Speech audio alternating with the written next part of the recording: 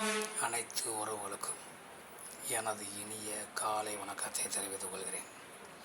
உங்களிடத்தில் ஒரு சிறு ஜோதிட குறிப்பை பகிர்ந்து கொள்ள வருகிறேன். ஒரு ஜாதகத்தை பார்த்துடன் சொல்லிவிடலாம். இந்த ஜாதகர் வித்தியாசமானவர்.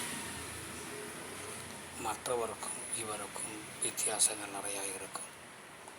மற்றவர்கள் ஒரு தொழிலை முடியாது என்று விட்டு சென்றால் அதை நடத்தி வெற்றி காண்பவர்.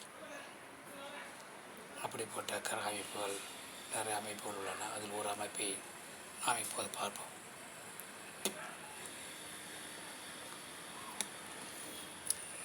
உங்கள் லக்கணம் எதுவாக வேண்டுமானால் இருக்கட்டும், உங்கள் ராசி எதுவாக வேண்டுமானால் இருக்கட்டும், உங்கள் சென்ம நட்சத்திரம் எதுவாக வேண்டுமானால் இருக்கட்டும், லக்கணத்திற்கு 8ஆம் வீடு என்பது ஆயுள் ஸ்தானம், திடீர் அதிர்ஷ்டத்தை குறியக்கூடிய ஸ்தானம்.